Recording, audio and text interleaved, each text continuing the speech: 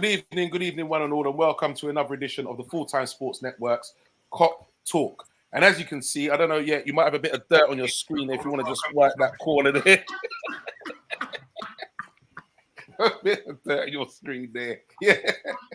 Yeah, see? I want people to know and understand, win, lose or draw, the show goes out, and I even bring the opposition on. We're not biased like that round here, because I get a lot of that talk. Oh, are you going to do your show now you lost or whatever? We don't do that round here. So welcome on board. He's from our sister channel, Paxton Road.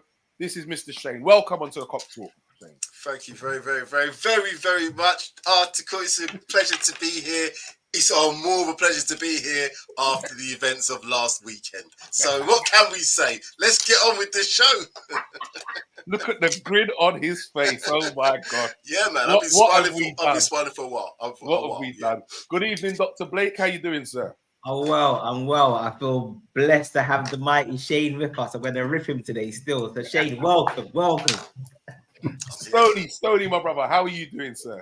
Do you know what? I'm also good. I come on here, this show in peace. And as he said, it's lovely. It's lovely. It's in all honesty, I think it's really good that we're able to get other people that have amazing content on YouTube as well. So it's good to have another perspective on what the game from a Spurs supporter is going to look like as well. So just welcome, sir. Look forward to you joining the panel on the show this evening. Okay. Thank you very much. That's what it should be like. Dr. Blake business. Oh, blimey. So anyway, as we do, we'll start off with usual format first and foremost, gentlemen.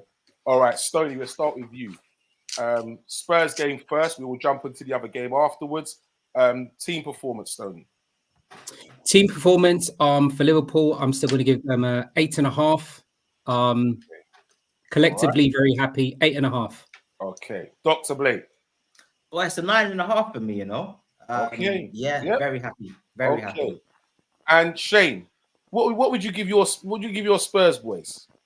For winning the game, I'd give us, for winning that game, I'd say it was an 8 out of 10 performance.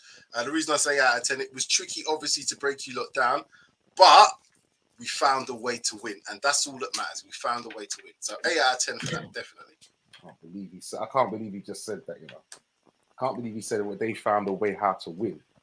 When we scored the freaking goal. These guys, and I'm telling you, it's blaming us. This is what I'm saying about the Liverpool fans. They're blaming us for scoring. It wasn't us that took your goal away. Preds. Anyway, hello. Good evening, Preds. Good evening, gentlemen. You pay the Wi-Fi bill, yeah? Oh wow. What? Do you have to pay for? You have to pay for it. See, I'm saying that's what I'm saying. See, them yard man want everything for free now. Trust me. Our next door neighbour must have changed their password. He changed the password on you. Welcome on board. So, Preds, as we're saying, as usual, what's your score for your team performance against Spurs? I'll give them a 9, man. Okay, I'm liking that. I'm liking them scores. All right. So, Stoney, talk to me. What you said 8.5, yeah?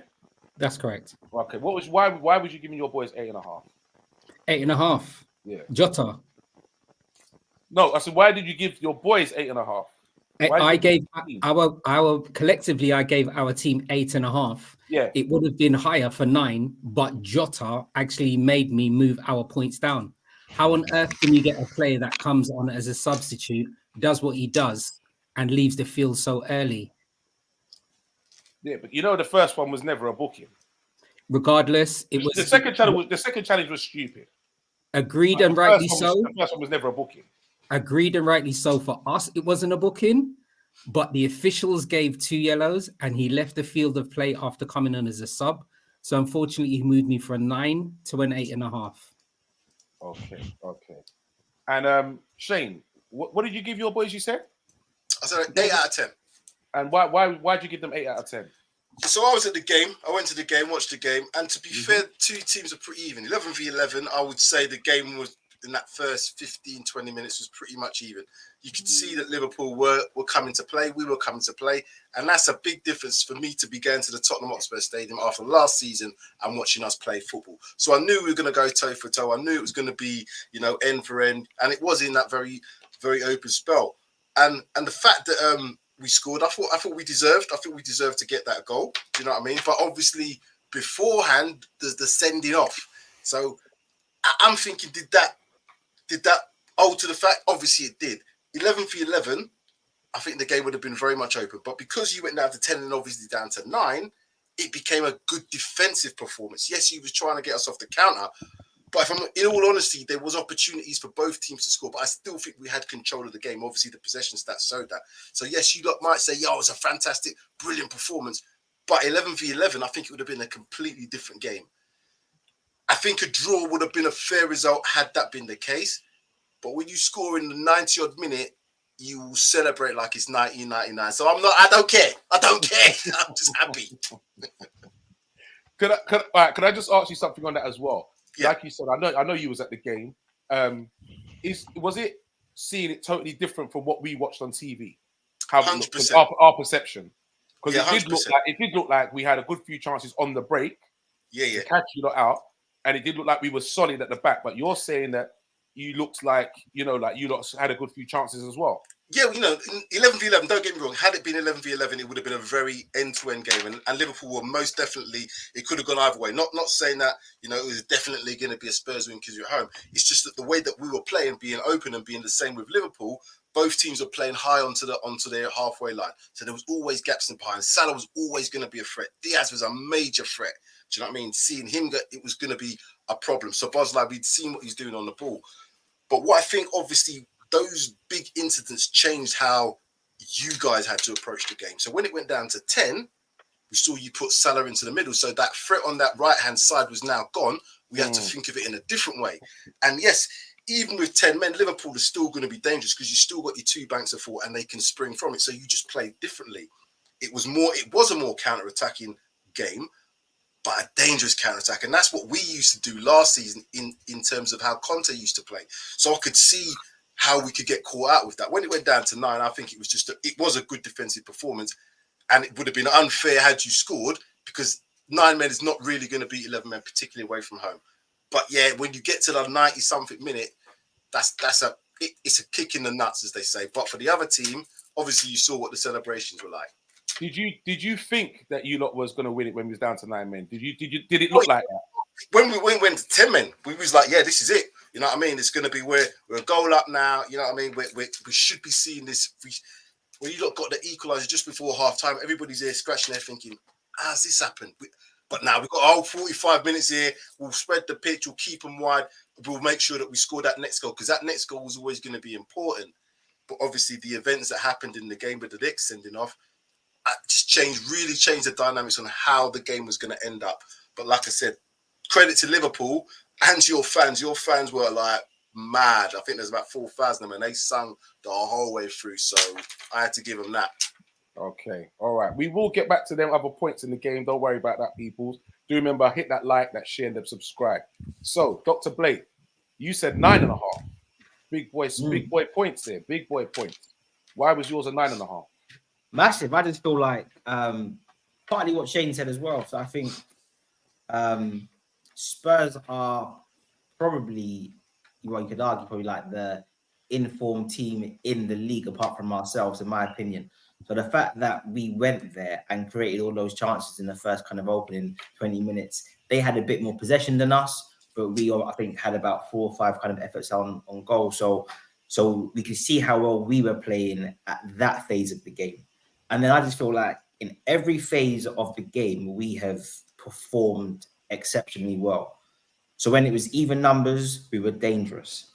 When it was 10, the way we kind of like controlled space and still had that threat on the counter was great. Like we kept them honest. And I think this is where I give Spurs a bit of ratings as well, because I just feel like what we've got this season, what we've touched on before, and people like Szoboszlai, Diaz, Salah, we've got players of individual ability who can beat them, who can beat their man and then create further havoc. So almost 3 of those players almost can like neutralize the other team having like a man advantage because they can just take someone out. So I feel that we posed Spurs quite a few problems in that phase of the game. And then obviously the Jota thing happens. And then I just think even at 9, the way we were defending was just unbelievable. Like, it's one of the most proudest performances I've seen as a Liverpool fan. Mm-hmm. And in a weird way, it sounds, don't get me wrong, I was gutted at the time, but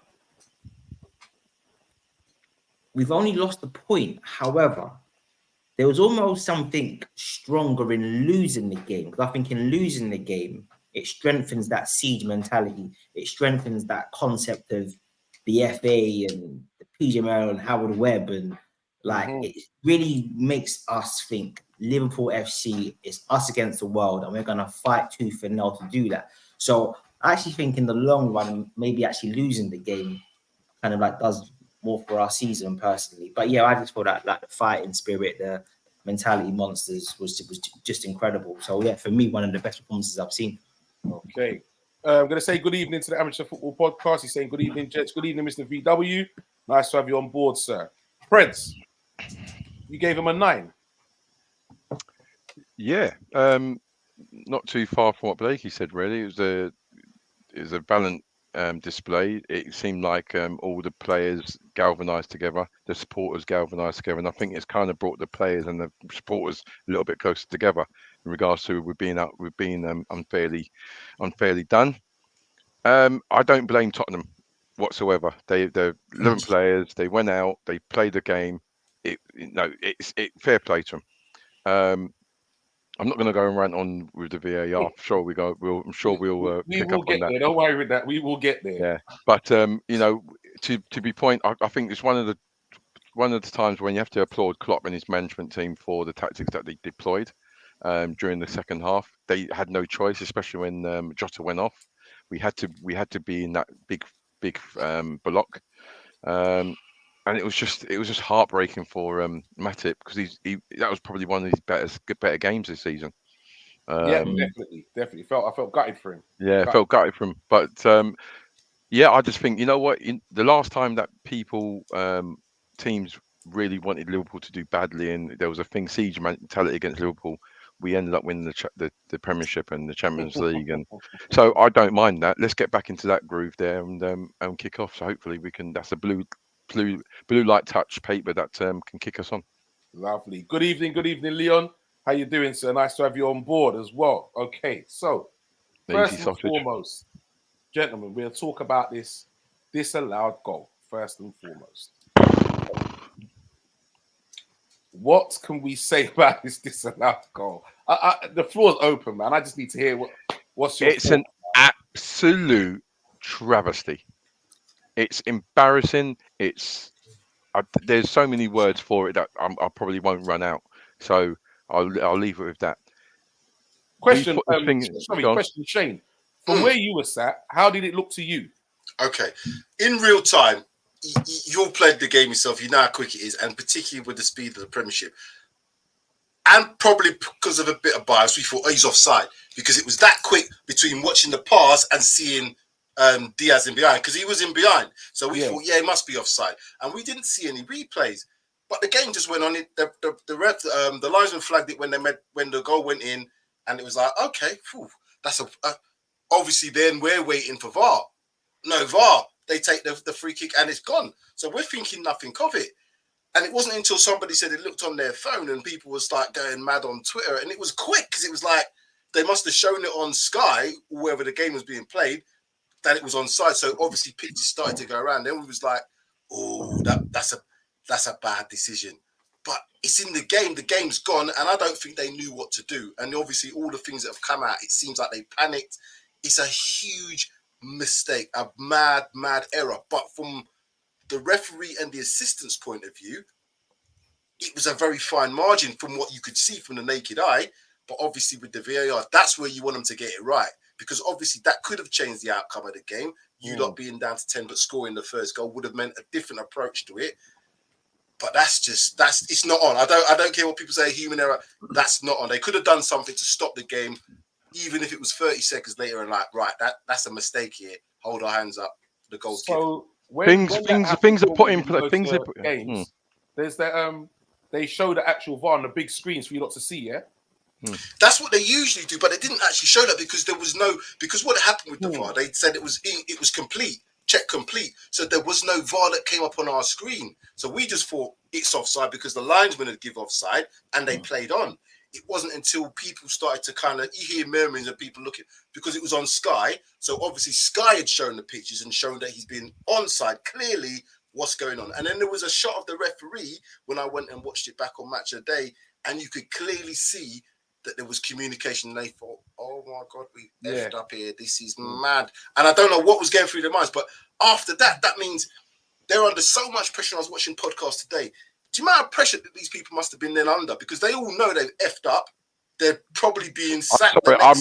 I'm sorry. I'm going to disagree with you on that one, because procedures are put in place. This is not something that's just come out of a Christmas cracker. Oh, no, right? I agree with that. Things are being put into place, and if you hear the video and the audio, right, that should never have happened. It shouldn't. I agree. It should 100%. never have happened, and it's not even. 100%. It's not a mistake. It's a damn right error. Like, I don't even know if it's a mistake. It's thingy. You know, the reason being is because they're going by the rules of the laws of the game. Because the phase of play had finished and they'd taken and kicked on, they couldn't then go back. They know they'd effed up.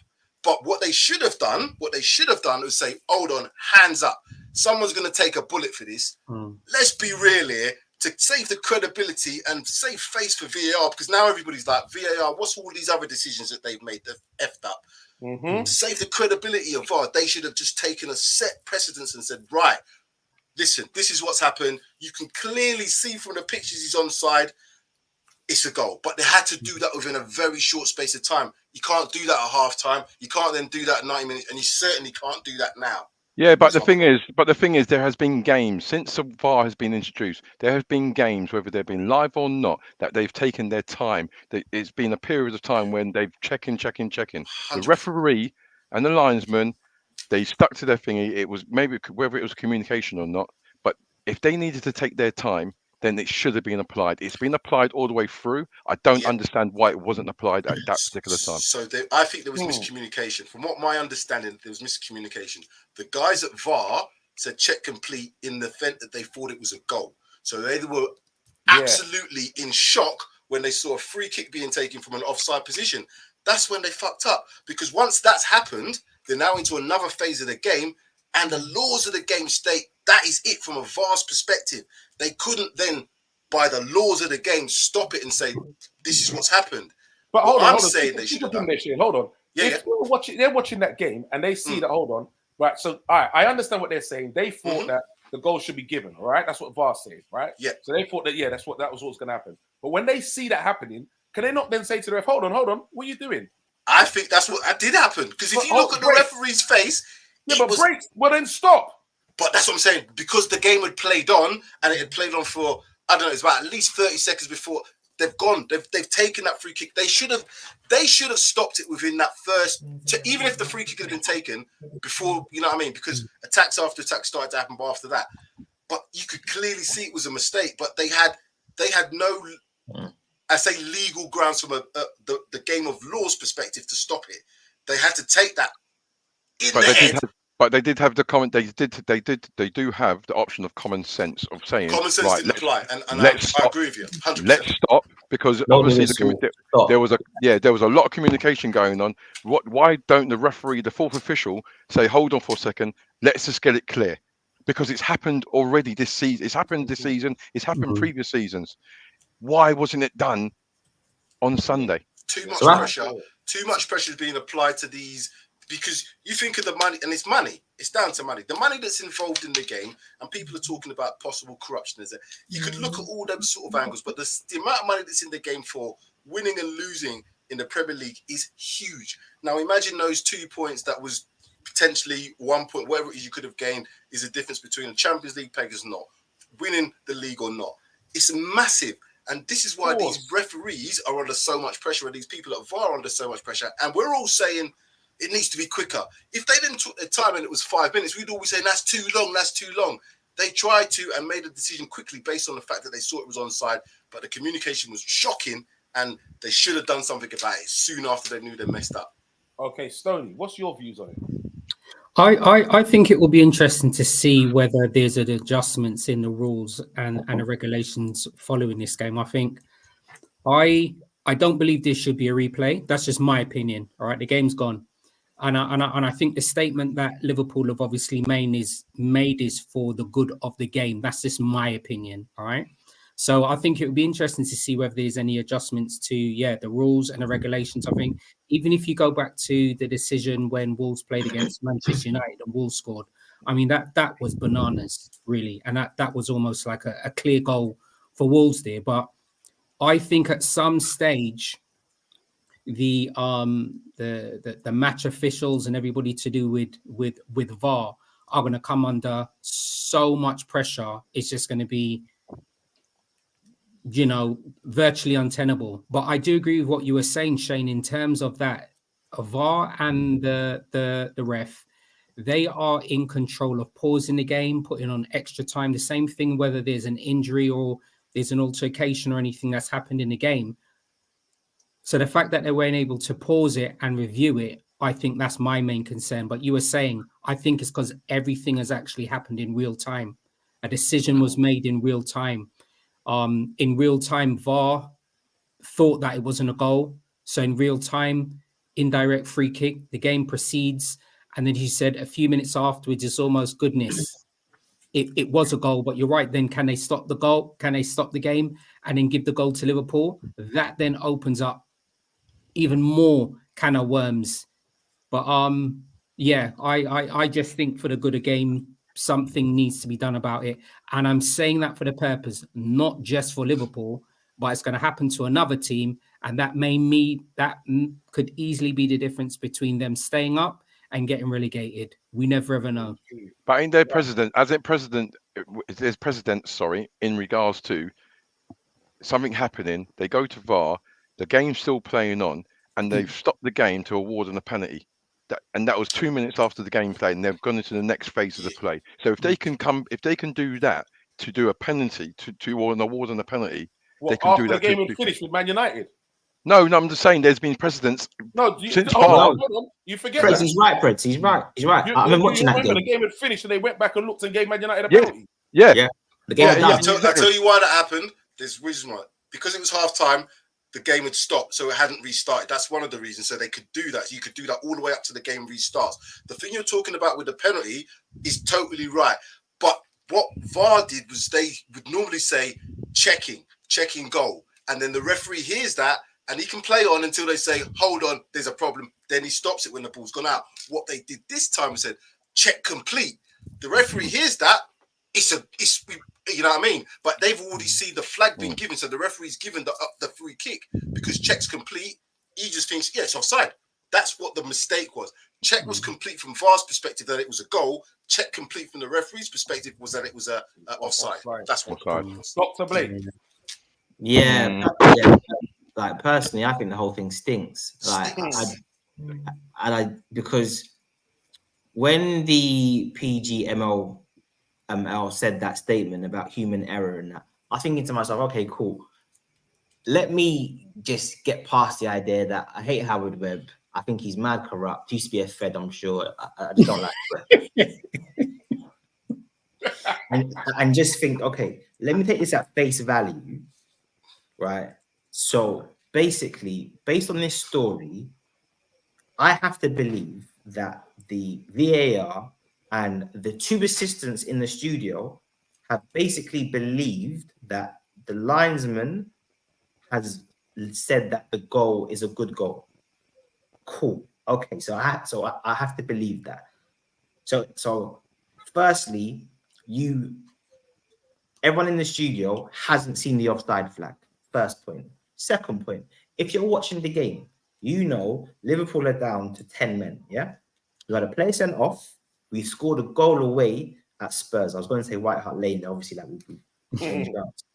So if you're watching the game, if a side have scored a goal with 10 men, surely you expect to see celebrations on the pitch.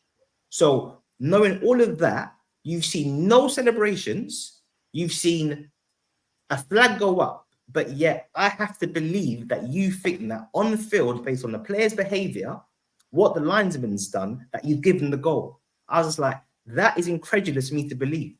You can just watch the game. Good point. You can watch the game. You can clearly see that a goal has not been given by how the players are celebrating. Liverpool go back into their shape. Diaz looks at the flag and he jogs back to the halfway line. Nothing from the player's body language is showing you that this goal's being given. Nothing at all. And that's the biggest problem, because what my understanding was, the check complete came within seconds of the goal being scored, because they did it quick enough to see that it was onside. So check complete, and this is what I'm saying about the miscommunication. Check complete, VAR, goal. Check complete from the referee's perspective, because he's seen the linesman flag, meant offside. It's two different aspects of it. Exactly. And what happened after that? What happened after that is, once they've kicked off, because they did see that on VAR, they saw them kick off from an offside position. That's when they went, "Oh my God, oh shit, what we?" And that's when they should have held their hands up like big. But then again, Shane, but it's the point. I don't blame the referees. It's the VAR. Like I said, how do you? I blame them. No, I don't blame. I blame them. Well, I'll tell you why. Because you know what? I can't blame them. It was close enough. When it happened, if you see that in real time, it's easy enough for them to give. Yeah, that's what I said. Yeah, it was offside in real time. I blame. Why blame? But when I say I blame the whole officials. Yeah, I blame the whole officials. VAR's there, and VAR. There was an error of the VAR. But if you see the statement, it was human error. They made a mistake. Who's going to want to just hold their hands and accept liability? But you know, they should pass the buck, bro. This is major. They shouldn't have. This has been televised worldwide. Yeah, it's a big match. It's a global match. It's been televised, and it's been a major fuck up. Who is coming out to hold up their hands? They shouldn't have the option to put their hands up. They should be gone. They shouldn't have the option. They shouldn't have the option. Apparently, they've been all demoted, and I don't know where they're playing or. But Simon Hooper. I don't know about the referee, but I do know that the VAR officials. You know, the next day he was fourth official for Fulham Chelsea. Yeah, so I don't, with the referees and the linesmen, you know what? I think it's a collective. They all got it wrong at the end of the day, because one thing led to another, and they compounded their mistakes. They made one mistake, they compounded that mistake by making another one, and that went on. They knew they were going to get found out. So this is what I'm saying. If you put, but not for me though, Shane. Like for me, the on-pitch officials have done their job in that the linesman thinks it's offside. He's followed protocols. I'm going to let play out.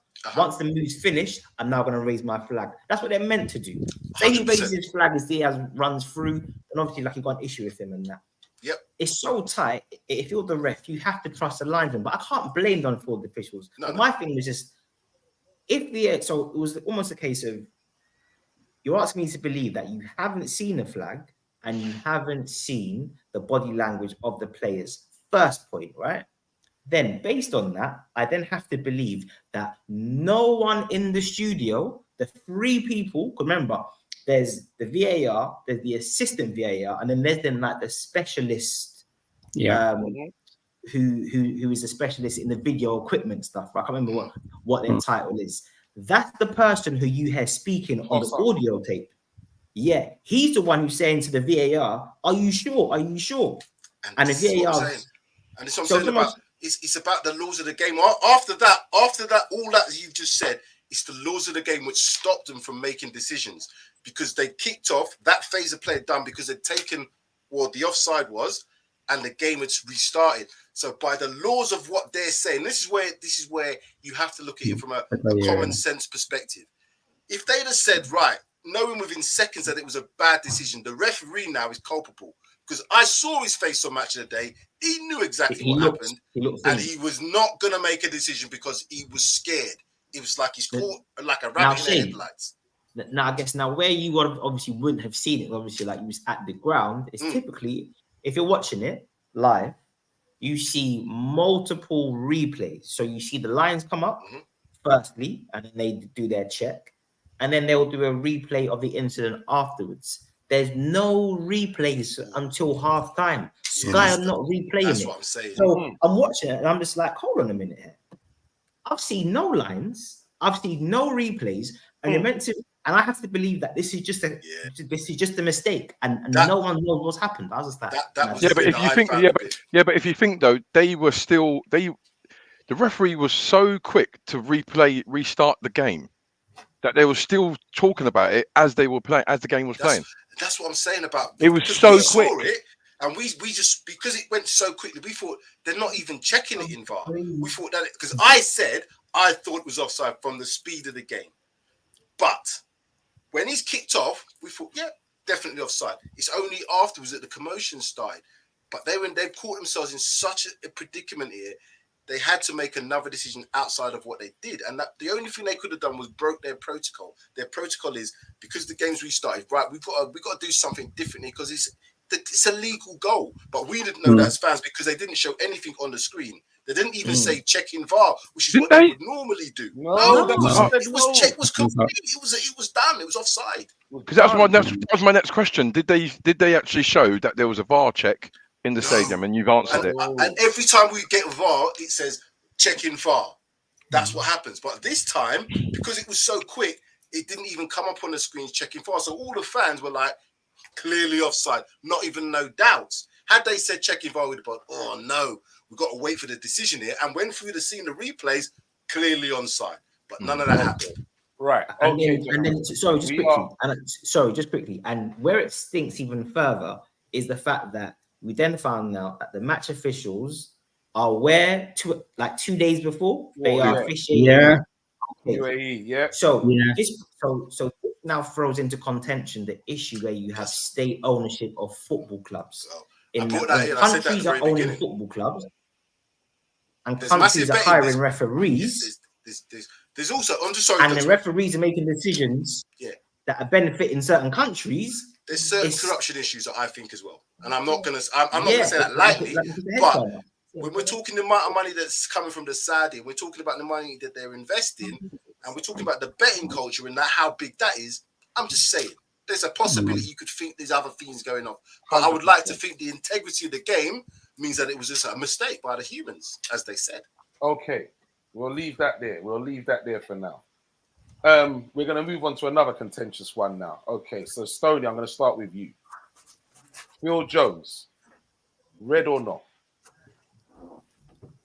Oh, Curtis Jones. Yeah, sorry, Curtis Jones, sorry. Whoa, I was going to say, what the hell? I was thinking, what did Jones sign for Liverpool?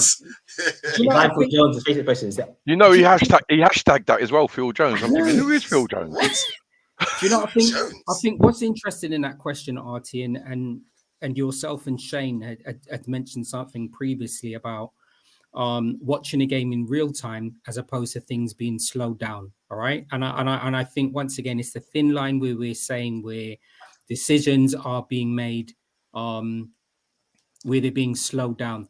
This is just my opinion because I've been asked on this. All right. Real time. Curtis Jones has gone for the ball.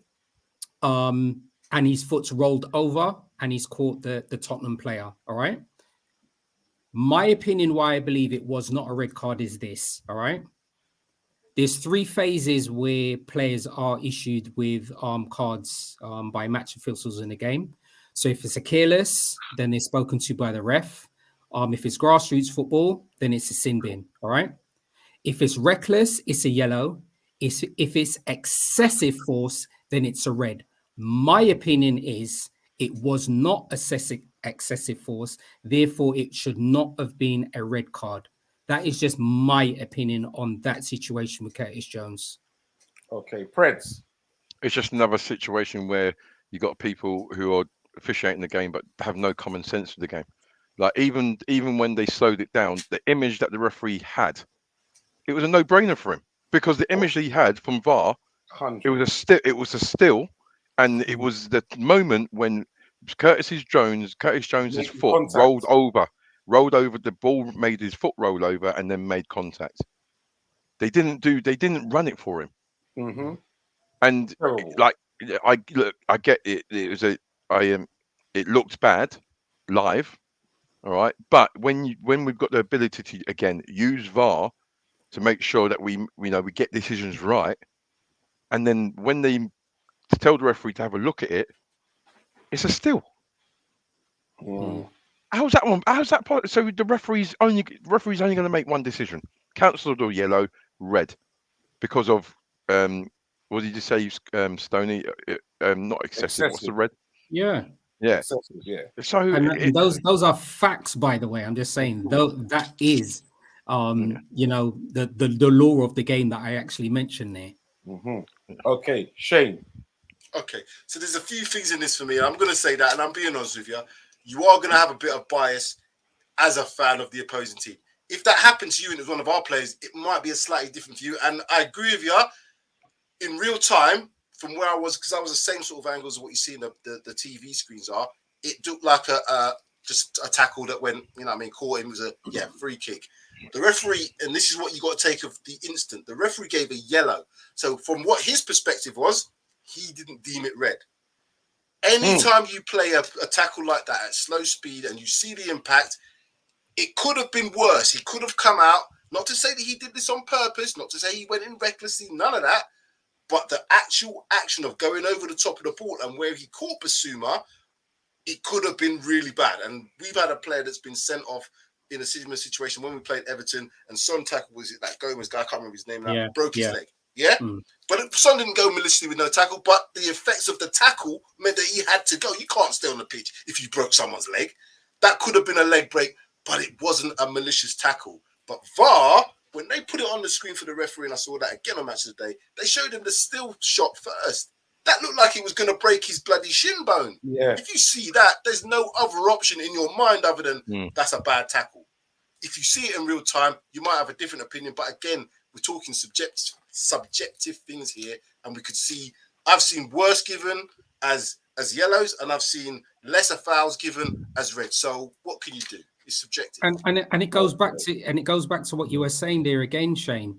Football's played it, and I'm not questioning what you were saying, by the way, right? I'm just saying, in general, football is played in real time. So then why does VAR always show things in slow motion?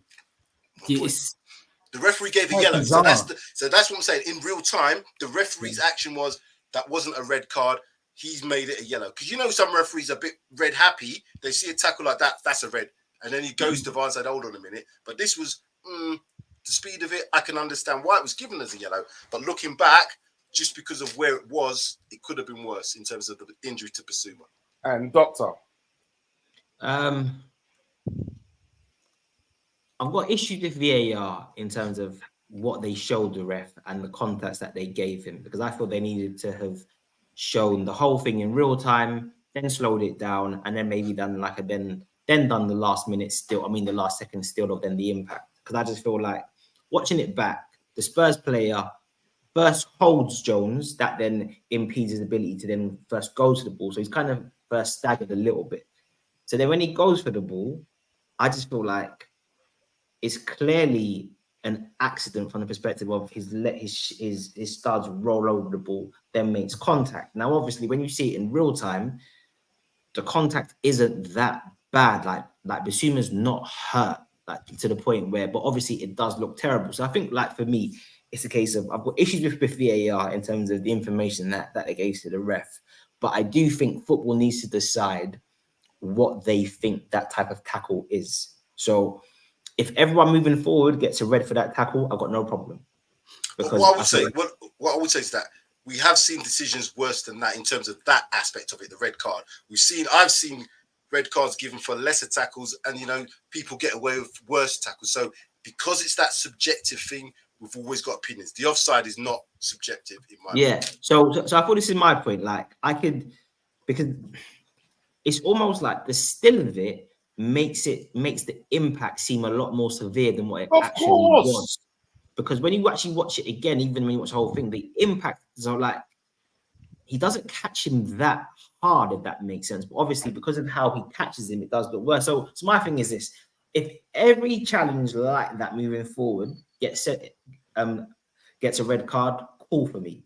Like I don't think it was, but I can see how it was. So I'm not upset about the red card, if I'm being honest with you, because I just feel sometimes a player can be unlucky. They can show no intent to actually harm an opponent, and then things happen. So I think for me, it kind of depends on what football wants to become moving forward. But I just think it was just unlucky from the way the Spurs play. Just gives him a slight little tug. This then kind of affects his momentum as he's trying to make the challenge. He then skids over the ball, makes contact. I think it's just unlucky. But I think things can be unlucky, unintentional, and still result in a red card. I'm okay with that scenario personally, but I need to see consistency moving forward.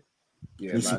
Listen, to be honest, for me, when they said, all right, the referee's going to go and take a look at it, I was like, okay. Then the moment that I saw that they turned to the screen and it was just on that image, that was just disgraceful. The moment they did that, I turned around to my son, I said, well, they've just made up his mind for him now. Yeah. It's gone. They've As soon as you said, mind as soon for as him. you see it, The right, moment as soon as you saw see that, that's done. it doesn't matter what they show you after that, your mind is now made up. 100%. If they run it from the beginning and then it goes through the motions of him and then you see him going over the board and making that tackle and then they show that blah, blah, and then they go to that part afterwards and he might say, okay, I could see how he's come to that now. But And when in the you go stadium- and you see that first, not only that, imagine that. It's on the screen for a good spell as he's walking over. Remember, they've put that there as he's walking over. Don't think that they weren't people, they weren't players and that saying something. They've seen that too.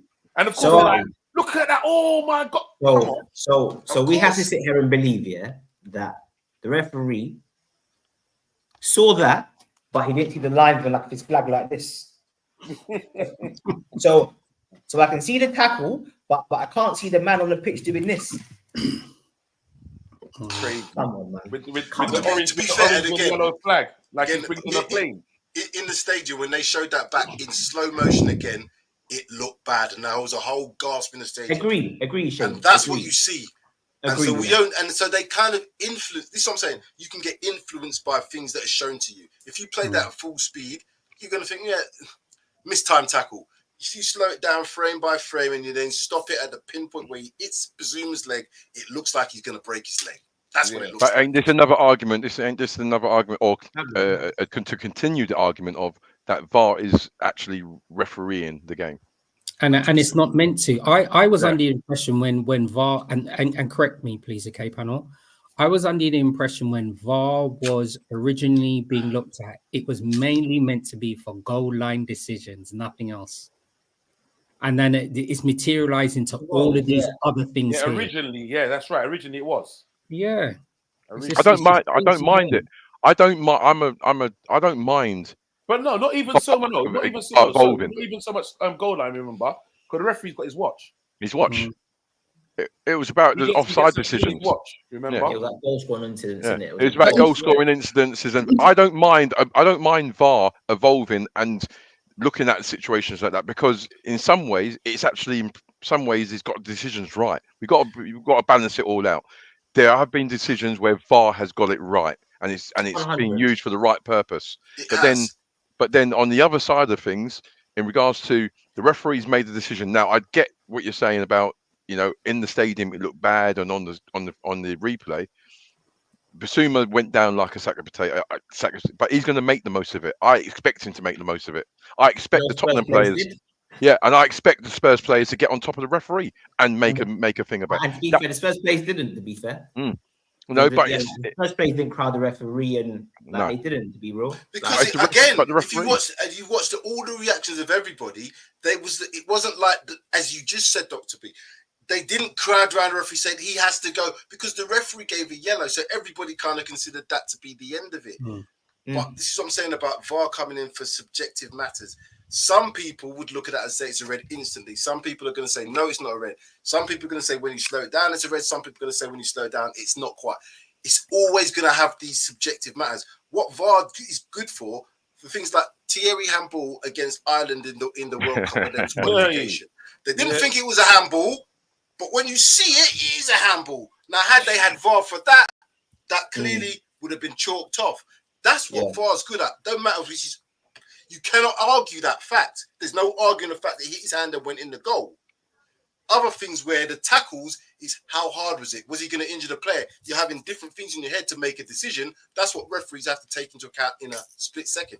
It's a minefield. I don't blame them, but VAR's supposed to help them, and it's not at the moment. Agree with that. And I think also as well for us, so I think you made a good point in the sense of the players on the pitch in real time didn't necessarily see it as being problematic. But I think in terms of Liverpool season, we've had now, this is our third red card, and it's 3 red cards for incidents where they've been soft. So the Van Dijk one, that's a harsh red card to get sent off. That's a harsh red. The McAllister red card, a harsh one. And obviously I did comment. I can see a comment here. No, yeah, and then obviously then this one as well. So I just think, yeah, like in the context of our season so far, it doesn't seem like we are friends with the right people. So yeah. Oh Okay, boy, so we're gonna Chris say Welsh is on the boy. massive shout goes out to Chris. He says, "Good evening, lads and Stoney." I don't know what's going on there, Stoney. You not work that out off air, yeah? Whatever's going on there. Bingy, good evening, Bingy. Full spud in there. Bingy. And the spud Bingy. I'll be back on that greet tomorrow. Don't you worry, no, Bingy. You gonna listen, see me? Bingy got kicked out. Don't worry, man. He can't. He can't talk to me. That's why he's on the. That's why he's on the comments in here because he can't chat to me. He can't chat to me right now anyway. He has to hold it down for now. All right, so let's quickly move on now. Diogo Jota. So, first one, Ndugi trips up himself.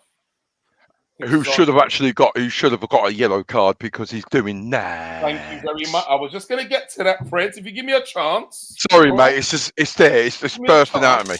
So I was going to pick on a point that something that Dr. Blake had just said as well. Yeah, when he said that when the challenge happened, then like the Tottenham players didn't surround the ref and that. And I say yeah, because you know what, rules have changed now. You're not allowed to do that no more. You'll get booked for that. That's one of the things you will get booked for. Another one is feigning and signaling the ref that you know what, you need to be issuing a card. Yeah. Now, Ndugi did that, and nothing was given. Now, remember, we're saying we're not blaming VAR for certain things that happen, but that is down to the ref. What's going on there? Well, would you say he missed it? The referee must have missed that aspect of it. I don't know, but we can't. This is what I think. Stoney made that point. We can't bring VAR to referee the whole game. So if the referee missed something like someone doing that, that's no. I'm not. No, I'm. Listen, I think you misunderstood. I'm not saying VAR should referee that part of the game. What I'm saying is, we were saying beforehand the officials messed up. All right. Yeah. When they call it offside, right? We're saying no. The VAR messed up because they should have given the decision, right? Not down to the officials because it happened in real time. Fair enough. We'll let them 100%. Off on that one. But for Ndugi now, that's not down to VAR. That is down to the official, and he's now missed that. Yeah. So Ndugi should have got done one for simulation, and he should have got a double yellow, whatever. He should, and then the other part of it is that he's signalling for the card. He went down like a sack, and he's the one, right? It should be outlawed. And any player who dives to get another player booked, right? They should be suspended. They should be suspended. We've gone too far. One. No, how was that too far? Because that's not too far because he didn't get tripped. He didn't get touched. No, I have to disagree. Totally disagree. There was a touch on him, a slight touch. Now, if you're running, there's nobody in the world that can tell me how much touch you have to have for you to go down. He felt a touch. He felt a touch. Footballers do it. Footballers do it. Footballers do it. Footballers do it. When they feel a touch, any sort of touch, they made my point. Any footballers can do it. Any footballers do it, especially when you're running at pace. I disagree with the point about you saying the Dogie went down to get him a yellow card. You don't know what the ref's gonna do. It's the referee's decision. Listen, Ndugi didn't get touched. He could have carried on playing. Hold on. Going to the point that you made when you said if a player gets touched, the player goes down. If that player gets a touch in that situation, they are within their right to go down. It's not me making up this rule, and it's not me saying it's right, but that's what happens. Your players do it. My players do it. Every single player in the Premiership. Right, but every single team. So it's gamesmanship to get someone cautioned. Simple as that. Him doing that. Yeah, if the referee misses that, I agree with you. That should be a yellow card if it's in the laws of the game. He should give a yellow card for that. But if the referee misses that, we can't then say, oh, the officials in VAR should be picking it up. They can't do that. No one said that. No one said that. I'm not saying you said that, but I'm saying this is where we have to. Ndugi it was gamesmanship. It was ungentlemanly conduct. Listen, he got players are doing it, and it makes me sick. And he's not the only. No, but he's not the only one. He's not the only one. But he's making me sick. Where players are going around and purposely getting players booked. This is bigger than Spurs. This is not about a Spurs player doing this. This is about the whole of the game. The game needs to take from a gamesmanship perspective. I understand. Yeah, but you stopped me a minute ago when you said you didn't agree with it when people think it. In this instant, but there's countless, and it will happen Next week, it will happen the week after. This is going to be part of the game. And my point is that it stamp needs to be out, done. Yeah, you have want to. stamp that out. You can't use Spurs as the example. We're not All using I'm saying like, to you, no, all I'm saying to you is what happened is not Udogi's fault. I Udogie disagree. goes down. I disagree. Udogie doesn't say Udogie knows what he's doing. Udogie knows what he's doing, and if Look, anyone does, and to be fair, I'd expect you to not to back Udogie up because he's your player. I understand that, and I'm not naive to know that. Udogie knew what he was doing. He felt a touch. He lost control of the ball. He went down. He knew. As I said to you before, does that happen in the game? Has that happened before? I'm not saying that has. I'm talking about players done it. We're talking about Liverpool. We're talking about Tottenham, Liverpool.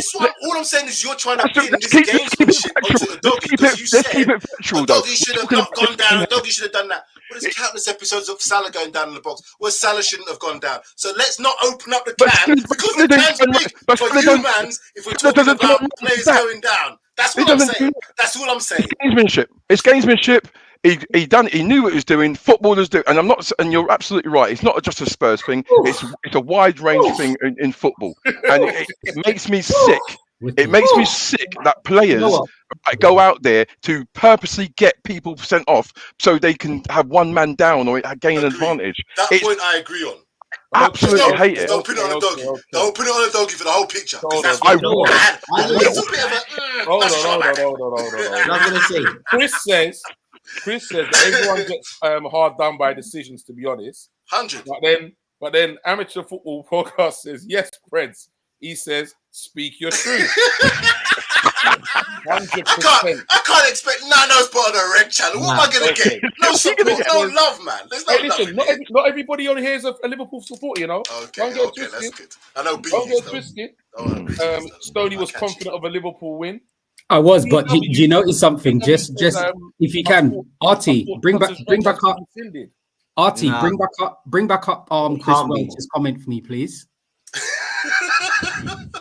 This was brilliant. So Shane, last week when we had our show, when we was doing a preview for the Spurs game, I was asked what I thought the result would be, and I basically said, listen, Spurs ain't got nothing on us. They ain't got the smoke.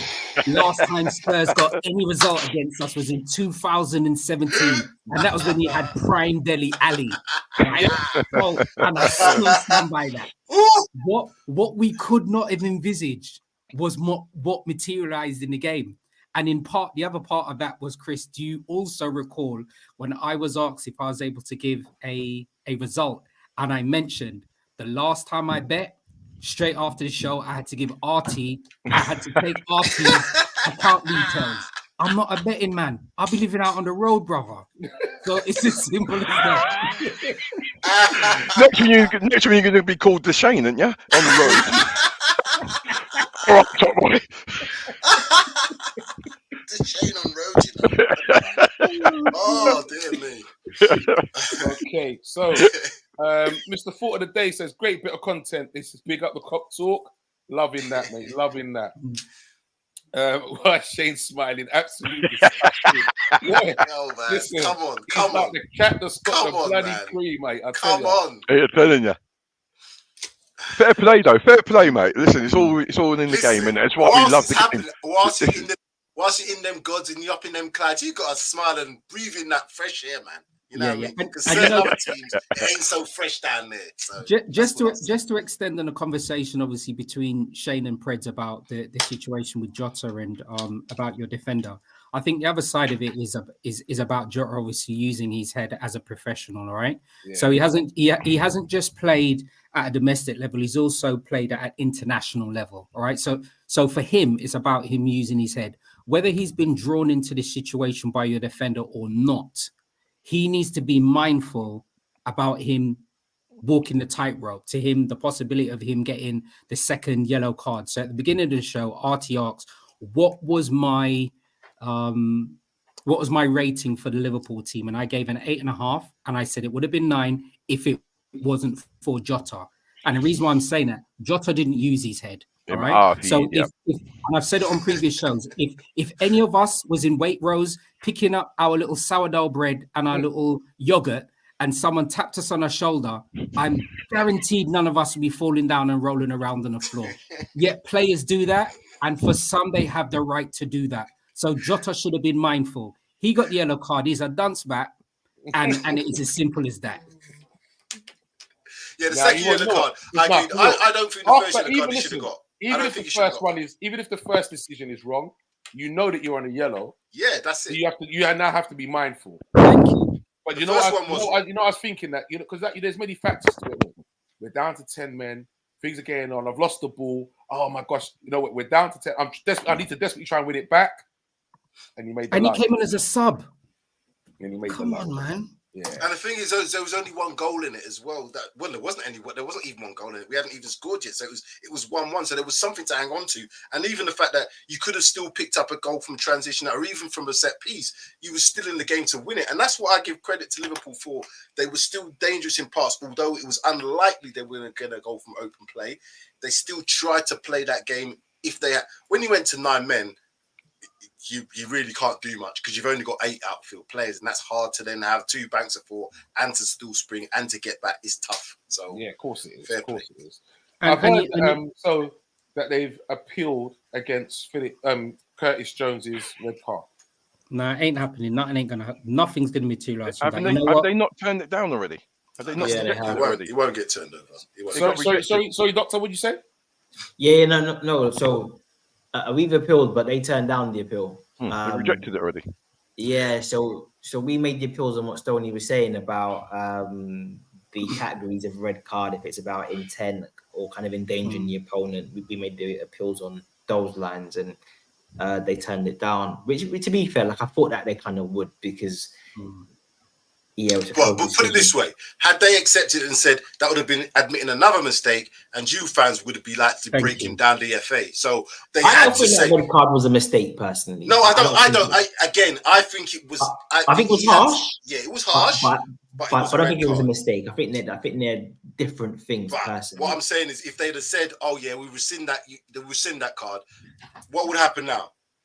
I'd be torched on here, wouldn't it? You know what I mean? Must be burning me down like it's my fault. Yeah, it was unlucky. What they did say, which is quite interesting, is they decided that the Jota second yellow was a mistake. You know, they got that Premier League review panel. What? I think it's like, yeah, it's five people on the panel, a mixture of ex-players and referees, and they voted, I think, either 4-1 or 3-2 that the second yellow shouldn't have been a booking. So that's quite interesting. But yeah, look, the Jota thing's difficult. The second yellow should have been a booking, but the first one should have. No. So obviously the first one can't be a booking because there's no actual foul. So the second one, so this is what is a bit mad about football right now, right? Because you've almost got 2 types of red cards, right? You've got red cards that occur from second yellows, and you've got red cards that are just straight red cards, right? So what that panel looks at are decisions that results in red cards. So by default, the first yellow has got nothing to do with the second one, if that makes sense. So they're only looking at the actual card that leads to the red. Okay. So they will look at the first one. But then equally, if you think about like the Curtis Jones incident, obviously that's gone to VAR because that can be overturned. But yet VAR has then seen the Ndogi incident, and they've seen that the referee hasn't seen it, and they haven't referred it. So it's a question of, do we even want VAR to be doing that kind of thing? Like things that like the referee misses, we want VAR to say, by the way, ref, he's flagged to give a ghost yellow, that should be sent off. I don't understand. I don't understand the thing where they talk about if the referee's seen it, they then can't do anything about it. That doesn't make sense because we've already found out that people can make mistakes. So just because he's seen it doesn't mean to say it was the right decision. So I don't understand why they can't relook at it. Yeah, but in all fairness, we can talk about the laws of the game, X, Y, and Z.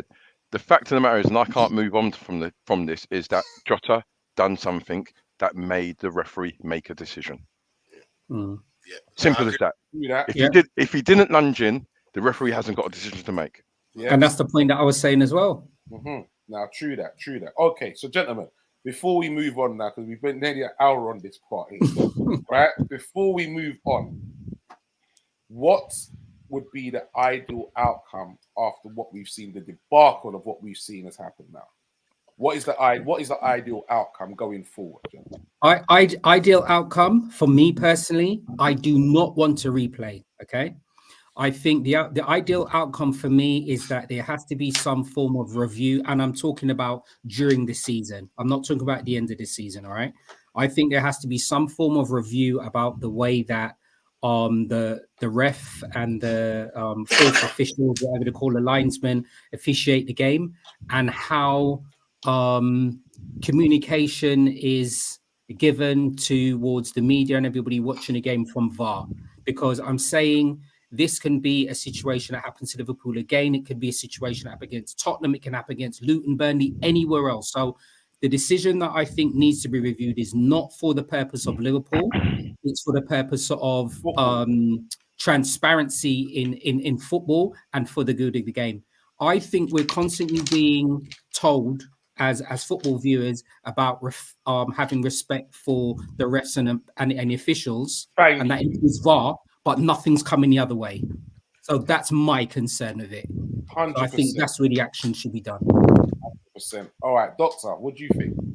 So they had that former referee Mark. How was he talking about this? And he was basically saying part of the issue is the VAR and the ref are way too chummy during the match, and apparently they often have lots of communication that can border on a bit of banter at times. And I think he's basically saying that it should be less communication and it should be like a lot more straightforward, and it should be a bit more clear and consistent. So again, if you're having ongoing communication and it's a bit chummy and it's a bit bantery, how are you even missing things? That's a separate conversation. Me personally, I think the VAR system is fine. I like the way VAR is. I like the fact that they've got an assistant VAR. There's also a technical specialist with the video recording equipment also in the studio.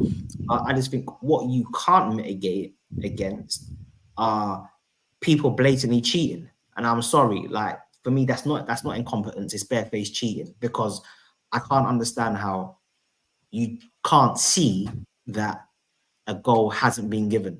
Like, so for me, it's barefaced cheating. It's not incompetence. And then when you're challenged on it, you're just going quiet saying, too late now. So for me, you got to just hold people accountable, and anyone who's in a position to be influencing games, they need to be scrutinized top level, because like Shane said, we're now in a system where we have countries owning football teams. This is no longer just the game we love, local size. This is a multi-billionaire or billion-dollar pounds industry. So anyone who's got the ability to influence a football game needs to be heavily scrutinized. So when people sign up to it, bank accounts need to be getting checked, the whole shebang in it. I want top-level scrutiny. That's what I want to see from it. Anyone who's involved, the same people that say we need to respect them, through the book of Ivan Toney, I want all referees to be under the microscope, offshore accounts, everything. But I actually like VAR, but just people who are actually doing it, yeah. I hear that. That last bit of statement's a little bit concerning, and the reason why I say that, what level do you want that to be? Because I'm actually qualifying to be a referee. I don't really want no one checking my bank. Hey, being a referee on a Sunday is a good earner. Yes, good earner. Hey, Stoney, if you've got nothing to hide, you don't mind, you know. But still, you got some secret millions in there, bro. I'm a sheikh is flying you out, yeah. Like I need to be. There needs to be a paper trail. I'm gonna start asking questions, Stoney. When I hear Stoney's in Abu Dhabi and them places there, I'm gonna be asking questions, bro. Because you can't get flown out by the sheikh, and then that happens. Especially when that same sheikh is facing charges from UEFA for breaches of financial fair play. They're facing charges from the. I might get flown out by Sheikh, but it won't begin with an S. It might be CH at the beginning. A different type of Sheikh. So yeah, right. So for me, that's it. What do you want going forward? Going forward, I just want total transparency. Like, you know, get mic'd up, let us hear what's going on, you know, and that's what I want. But you've got people, you know, who are being paid an extraordinary amount of money to make these decisions. So I'm not going to make it easy for them to and give them options and ideas, because this should have been they shouldn't have done in the first place, but they should have something in place or a review for it. But for me, just total transparency. They have it in other sports. Why not in football? What's there to hide? All right, Paxton Road. Talk to me. So, What do you so want going again, I'm forward? gonna go off the back of the word transparency, because they need to improve. They want to make things the best of the best. You see it in other sports. You see it in rugby. You see it in cricket. You see it in basketball. They're mic'd up when they come to. They're not mic'd up, and so you can hear them all the time. But when they come to make decisions, particularly in the cricket, they're going through. Did it make a tip? They look at blah blah, and you can hear everything. So if there is some sort of discrepancy in terms of whether you think it's a conspiracy or they're doing the work, you can hear it. It's audible. The same thing goes in rugby. The same thing goes in basketball. When they come to the end of it, the referee says, right, they've heard all this. Now they're going to tell you this is what's happened, and this is why we've made a decision. Everybody's clear. Whether you agree with it or not is a different matter. The other point I want to make is in the Champions League, they've got that 3D effect, which is perfect. Use more technology if more technology can be used, particularly in a league which is the highest grossing league in the world of football. So you should have the best of the best. You should have the best referees. You should have the best people in VAR, and you should train them up and pay them respectively for what they can do. You can't just get what I'm seeing certain mans who are just looking like, he don't look like he can run to me. You shouldn't be having that. You should be having fit people who can keep up with the game, and that means fit people who can keep up with the game in VAR as well. So that transparency and making sure you get the best of the best, you have to spend the money. If we're making money in the Premier League, that money needs to go into that as well. Okay, so Chris seems to agree with you, Doctor. And he said it's the referees and people using VAR that's a problem, not the technology. As much as I hate it when I celebrate our goal that don't get given. Bingy says ref to be accountable for the F-ups. They should be suspended just like the players and fine them. I bet there be less F-ups then. Okay, so I know 100%. So what I will say on that is, like, I've always thought this as well. Even before VAR and refs are making mistakes and whatever, and then they get demoted and so forth and things like that. You know what? They all right, you might get sent down to the championship for 2 weeks or whatever, blah blah blah. But you know what? You're still in work. You're still getting paid, whatever you're doing games, and then you come back up again. When it comes to things like what's happened on Sunday against Spurs, now, if someone did that in our kind of circle, in our day-to-day jobs, that would be classed as gross misconduct. You would be sacked. They are, but you know what happens, RT, in terms of this. So they have referee and mentoring groups and leadership groups. So I think all that will probably happen for those refs is, in terms of them possibly getting demoted, or there's a period of games that they're not being able to officiate. Part of the sanctions for them is that there's just reviews. So, like when we may have professional reviews with whoever our management teams are. You're like your one-to-ones. Yeah, that's what basically happens with refs. Yeah. Yeah, Right, I think. I mean, that's not good enough, though. No, yeah, it's but not. I think it's got to be. I think there's got to be like, we've got to put in perspective, and we've got to balance it out. If we don't have referees, we can't have a game of football. Well, right? I was going to get to that point. So, in respect of that, it's got to be about development and continual development in respect the whole of. thing is now, it's like we were saying, like Slay was saying that before. It's about there's a lot of respect of referees and that, and this goes down to grassroots football and stuff now. That you know what, you're violating that now. You're banned for life, basically, against referees and linesmen and that. You are banned for life because they want some respect, and of course I get that. All right, they need to be respected. They've got a hard job to do. They're out there doing a job, blah blah blah. But it's got to go. It's got to go both ways, man. This is a passionate business, so you cannot expect passions to not run high when people are making blatant mess ups like that.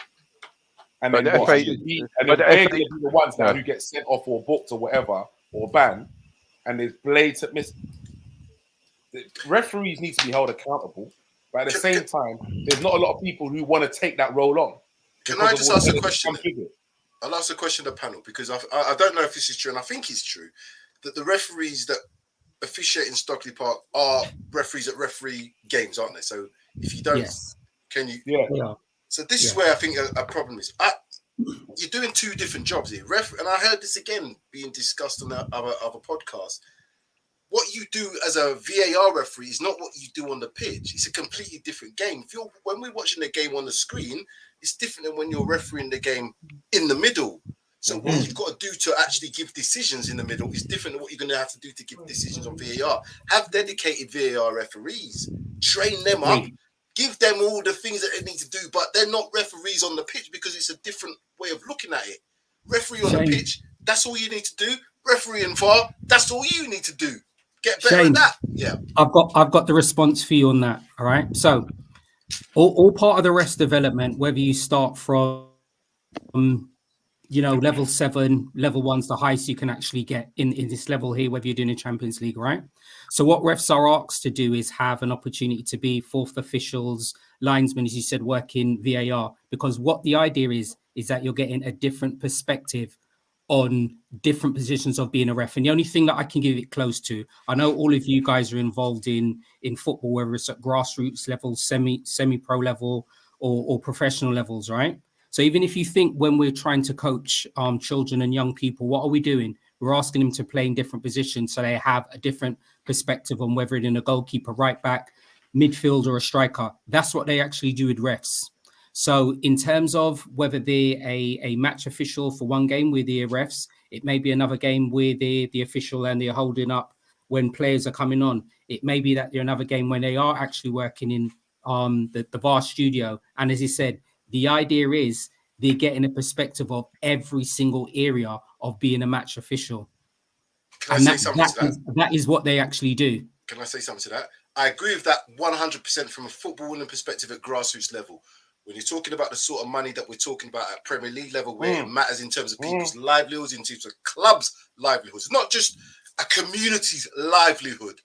You don't want a jack of all trades. You want a master of that trade. The words are I don't want a person that's good at this, a little bit good at that, a bit good at this. I want them to be the best of the best at doing what you're doing. That's how my business is going to work. I ain't going to be getting a bricklayer who's good at a bit of electrician, who's good at plumbing. Fuck that. If you can't do your bricks good, I don't care about the rest of it, fam. So that's how I look at it. 100%. And another thing is as well, what we've been talking about is why is it not a fact of getting ex-ballers to do? Not all ex-ballers getting and this is another thing here, right? You would see the Premier, and we're only going to speak about the Premiership here, all right? Just the Premiership, all right? So the average salary per game for a Premiership ref is £1,500. The average payment for an assistant is £850. All right. How much money do you think a player from Luton is earning per week? Right. Exactly. There's a complete difference. So I'm saying, and that's a good question you were mentioning, RT.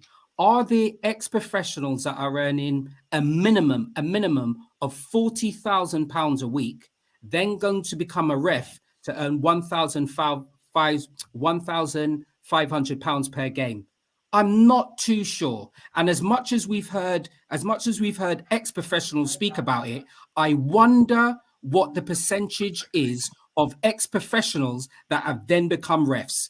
I'm confident that the percentage is alarmingly low. I don't even think it's 1% globally. All right, so there's a couple points to that, all right? So we could look at players whose careers have been cut short by injury. So they could be, they can't play no more, but they could still ref because they can still run up and down or whatever.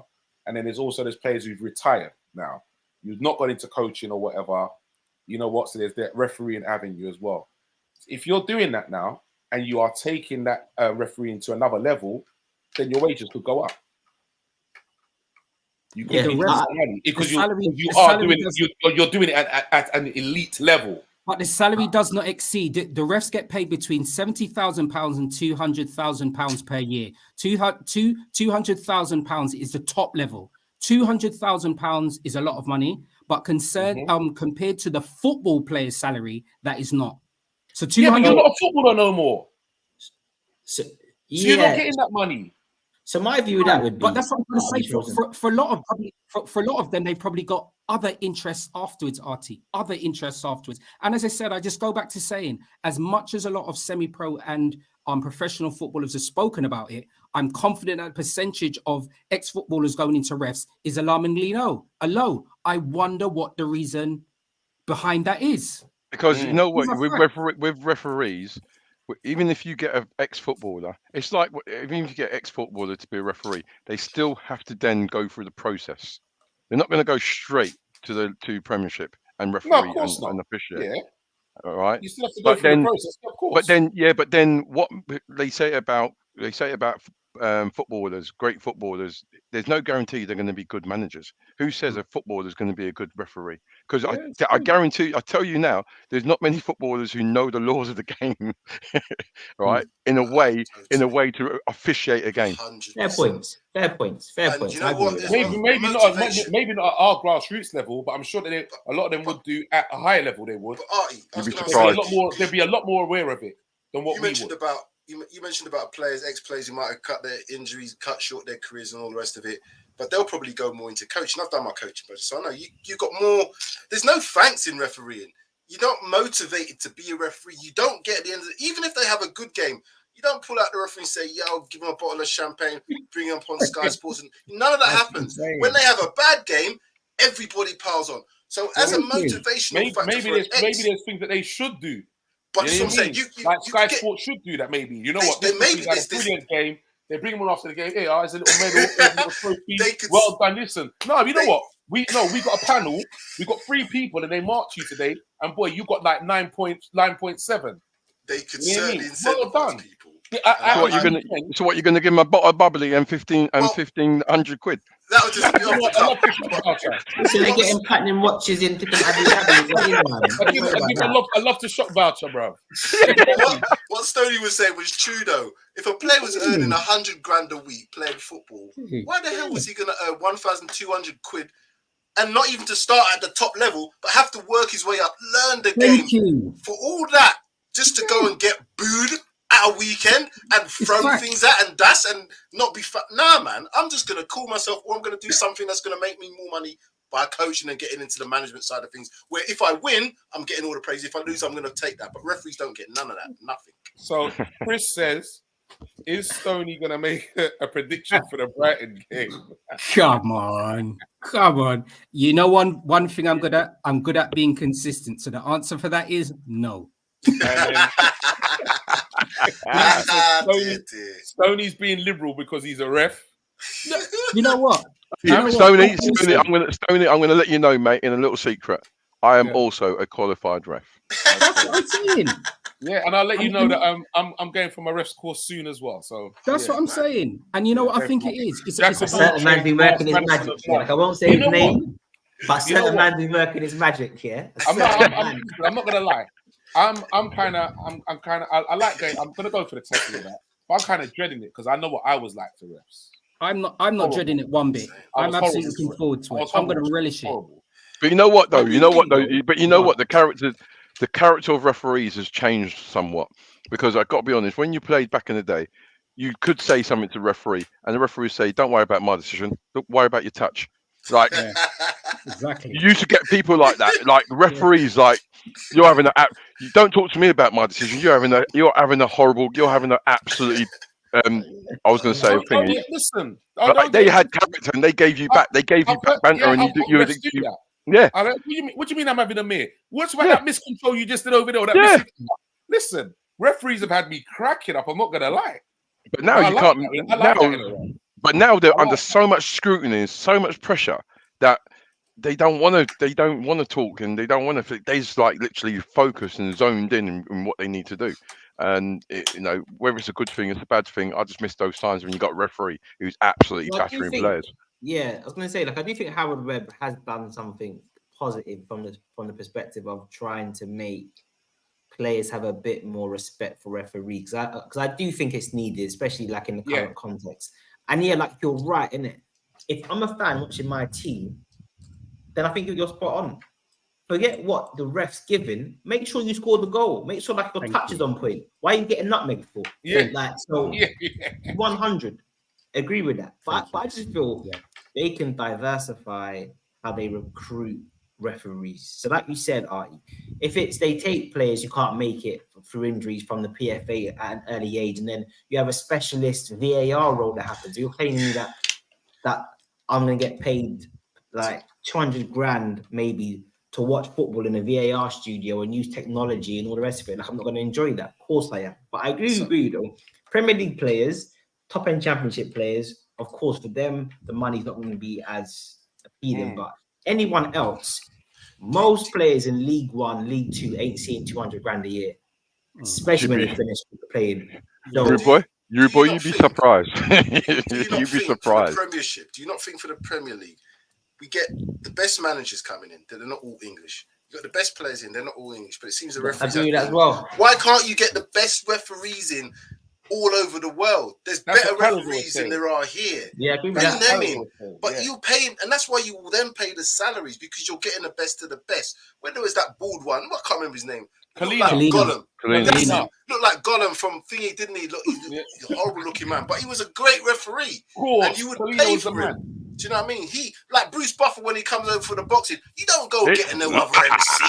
You go and get the best of the best, because you know he's going to give you the right to. He ain't effing up. And if he does F up, it's once in a million. So this is what I'm saying. Bring the best of the best in, and then that won't happen as much.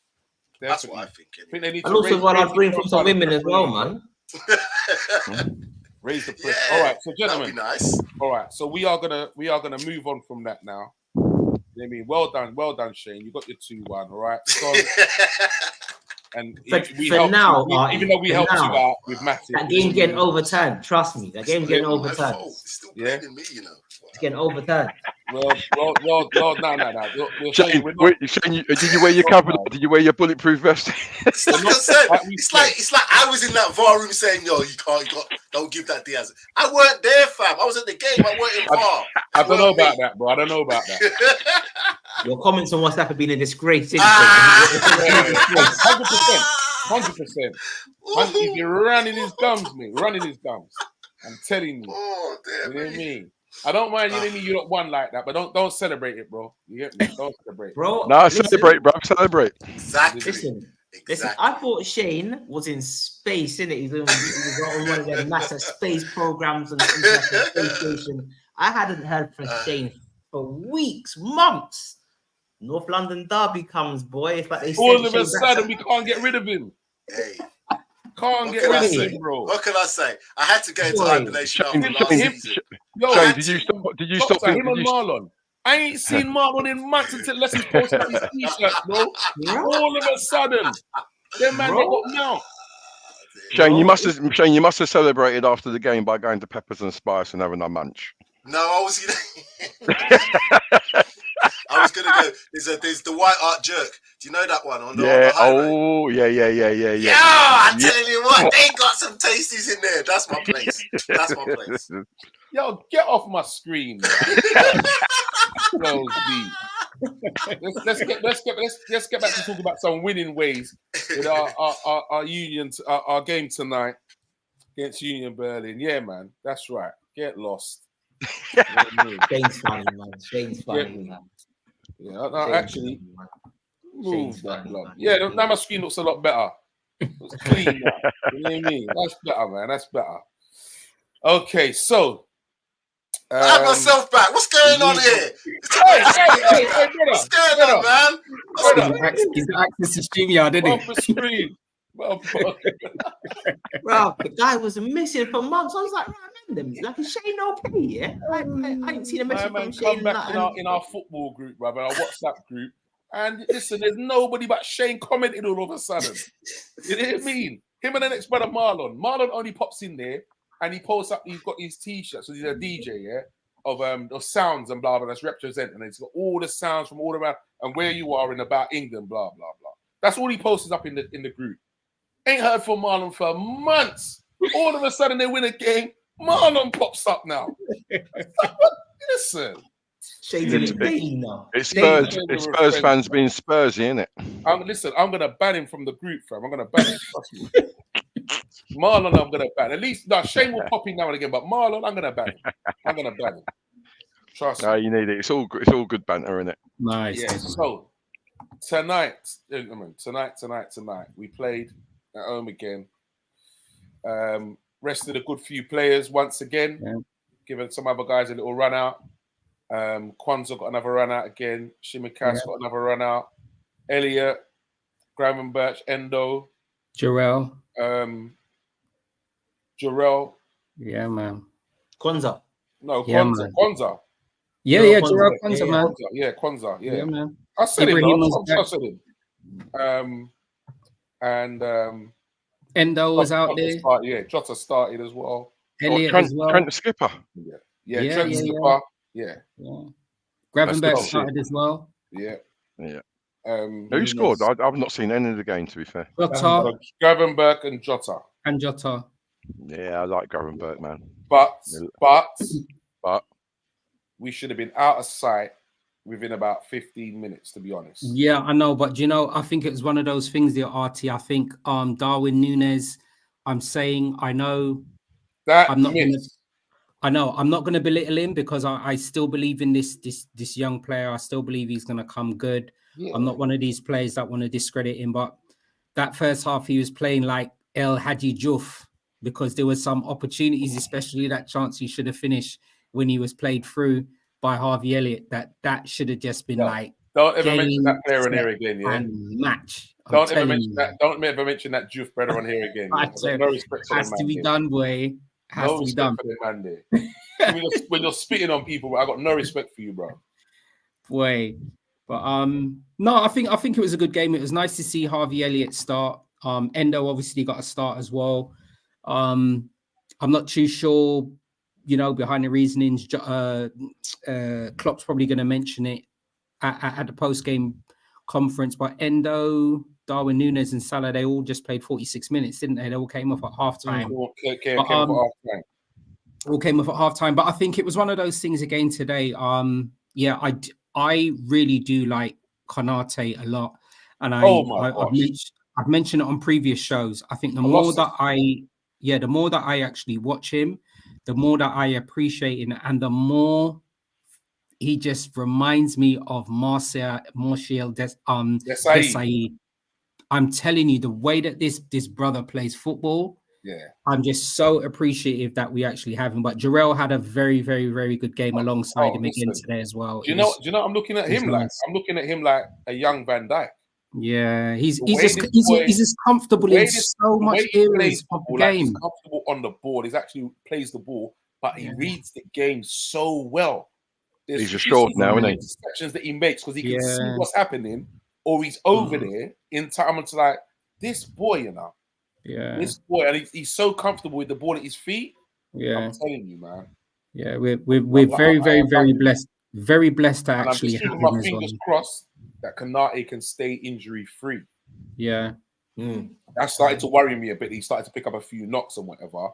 That's the only thing that started to worry me. But his performance, it was colossus. But to be fair, they didn't offer much. No. Until the last 15 minutes or so. Then they started to make they made a few subs and brought in a couple guys with a bit of pace. And that's the only time. But we were too slow, man, and too lethargic with the ball, man. It was slow. I think, there was there was previous games. I think was the last game we played, wasn't the last European game. I think one of the things that we mentioned was about pace, about tenacity, about energy. Yeah. This game, I agree with you. This game was quite lethargic. It was almost the reverse. Yeah, man. It was like a training game. I'm unsure why we were playing at such a snail's pace as well. So, Doctor, what did you think of this game?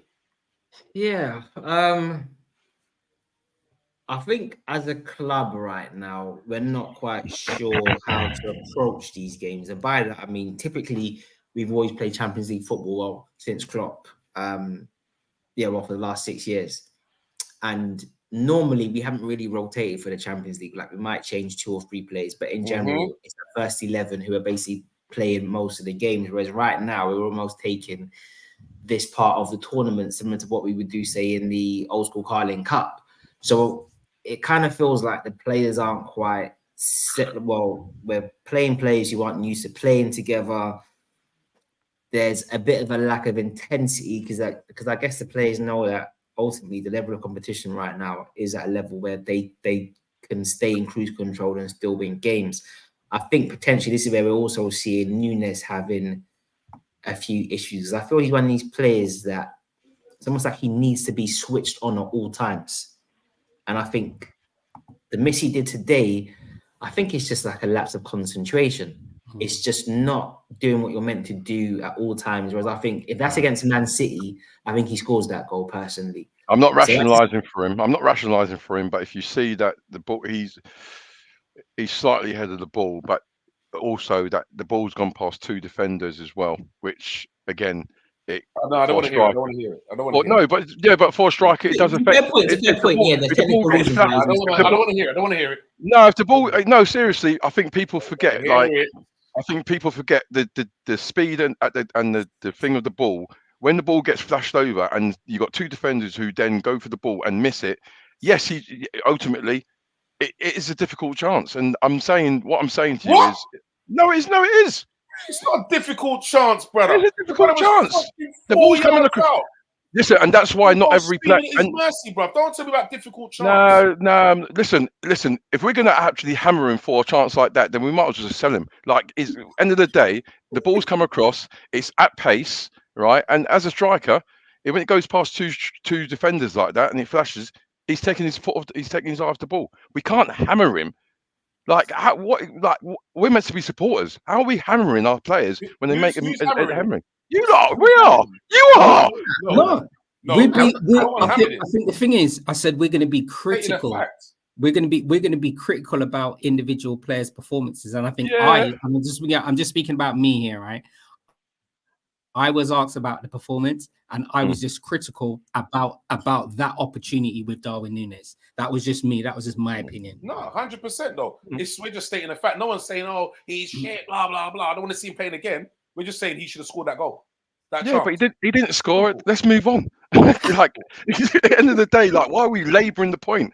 Like, end of the day, the ball's gone across. He should have scored. Fair enough. All right, fair. But that didn't impact. That didn't impact his game. That didn't impact his game. 5-0, but we did. Sorry? It was 1-0 until flipping like the 85th minute or something like that. Yeah, and that's down to us. That's down to us hitting the post, the goalkeeper making a few saves. It wasn't like we were playing mannequins. We had chances. The goalkeeper had done quite well. We've hit the post, a couple of missed chances. Sorry, Jota's one. Jota just had to put it either side of him.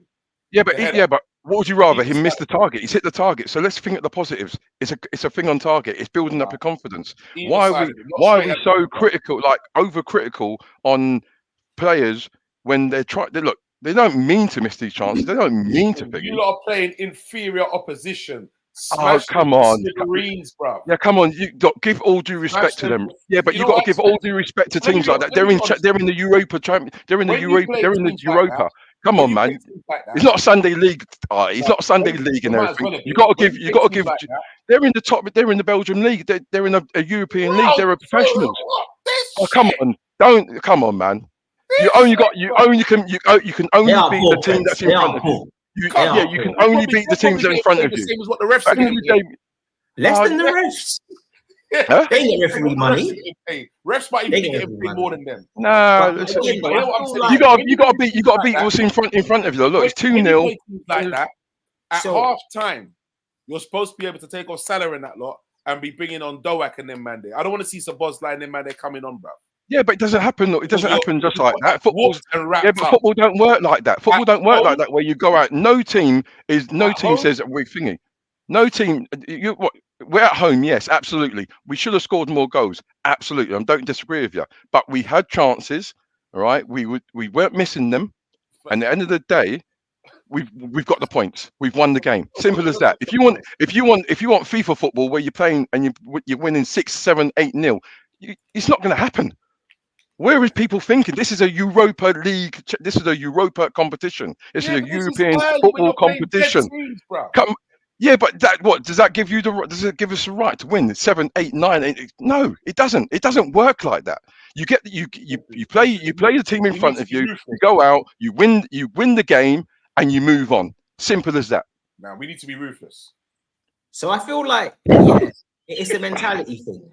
In that I kind of feel we don't quite know how to approach this, and like Klopp It's never Europe- used to rotate for Champions League football like this at all. So the fact that management are heavily rotating, okay, like he started Alisson today, like for me so far, these games. So this game felt like the Leicester game where we're playing this heavily kind of a rotated side. Is it to give the players match sharpness to get them primed for the Premier League? It just feels a little bit different to what our normal European campaigns would feel like. But I do think once we get to the knockout stages, I do think we'll see a different level of intensity, and I think we will start to approach this a lot more seriously. But I just think ultimately, players, management are, I guess they're human beings, and I don't think Klopp can look into these guys and make them believe that this is the Champions League and they're playing against Real Madrid. I just don't think. Then that's a stain on players' characters, because at the end of the day, if you go and play a game, ultimately, whoever you're playing against, whether it's Champions League, Premiership, or Europa, the ultimate goal is the objective is to win the game. Simple as that. No, I say that though, because I just feel if this was the Champions League games, we wouldn't be playing these types of teams. Like but end of the day, Doc, we're rationalising. We're not in the Champions League. Let's keep it factual. We're not in the Champions League. Exactly. And at the moment, if these games give the opportunity for these fringe players and other players to come through, then so be it. It's going to be a little bit because of players and the rhythm and next one. And I think he's gradually trying to ascertain what his best 11 is. And if he needs to use the European games to do that, and you've got to remember, European games are not the same pace as Premiership football games. For people to be expecting us to be performing the same way and intensity that we play in the Premiership to the European football, that's very naive, because it's not the same. It's a different kettle of fish. That's what I say. Like, I think the club's a bit on the fence with this. Like, they can't go full throttle like it was a normal Champions League game, but at the same time, they still got to play a strong enough team to actually win the games. And I just feel like, is this something that we're using to prime for the Premier League? Are we just trying to get through? Yeah, but why not utilize our squad? Why not utilize it? We've got a squad of players. Why not utilize it? No one's saying don't utilize the squad. I'm saying utilize it better against these teams. If we play better, but we should be playing better. So what would you rather? Play good but lose, or would you rather? Okay, it's not a performance that people are satisfied with, but it's a win. What would you rather play? What would you rather want? You're not listening. I don't think it was a bad performance, personally. I don't think it was bad. What was the question? What was the question? Sorry, if I've got it so wrong. What was the question? So I think the point that I was making was that we're not showing this competition the same level of respect and intensity and commitment to it that we would show for the Champions League. That's what I was saying. First point I was saying. Then I was basically saying, I think because of that, maybe some of the players aren't as switched on. So that's what I was mentioning about someone like a Darwin Núñez. I was basically saying, if this was like a Premier League game, I think he scores that chance. Like, I think he's more switched on. And I just think this is why our games at times is a bit slow. The touches are a bit off. I just don't think it's the same intensity that we would be showing for a normal Champions League or a Premier League game. But it's like there's no challenge. Yeah. But that's what it was like a training game. So, but I don't think that's a slight. But I'm failing to understand what the problem is. We've put a team out. We've won the game. We've won the game. We're utilising our squad. So, like at the moment, we haven't got a crystal ball. We can't say the players are underestimating this competition. Because not saying they're doing the right thing at the moment. I think, I think Klopp and the management team have got it spot on.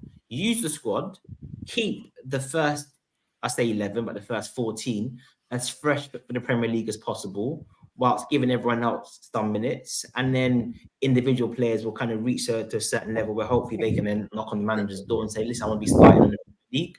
So, for example, Gravenberch. But I think so far, we're using it correctly, man. I don't think you can create intensity. That's not Red Bulls, mate. Not just Red Bull alone. I agree with you. I mean, I'm just making sure that you don't forget me Red when Bull I'm and away. cucumber juice. I'm just making sure. I'm just making sure that no one forgets me while I'm away for the next 2 weeks. I think we're doing right, man. No, we're doing right. We're doing. I'll take the cucumber juice, innit? Okay, so who is your man of the match for tonight, then, gentlemen? Mine was Konate. Hard to argue against that. Yeah. I've just seen a little bit of the replay of the game, and Kanate's played about 3 unbelievable balls, and not to mention his defensive work. So yeah, I'd agree with Kanate. Okay. Yeah, Kanate was. Yeah, he was good. I like Elliot as well today. Elliot. Yeah. I think I've liked how he's played this season. He's had a positive impact on most of our games, and he's somebody who his game is around knitting the team together, keeping the ball moving, 1-touch play, 2-touch play. I think his decision making's very good, Elliot.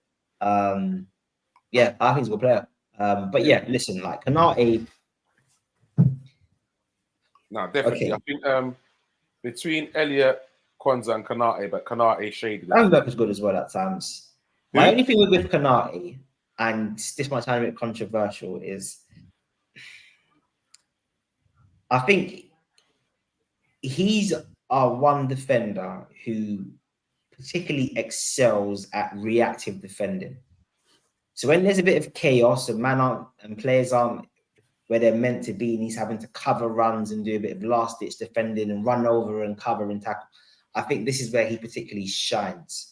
Whereas I feel in terms of more proactive defending, positional play, reading the play, being in line with your defenders, doing the offside trap, stepping into play, I think those types of games, I think our other defenders are a bit further ahead than what he is. But I think he's a TV defender. Okay, that sounds wrong, but he's the kind of person that jumps out at you on TV, in that you're going to run over and see him bully a man. He's going to take the ball. He's going to do a slide tackle. He does a lot of things that catches your attention, which is brilliant.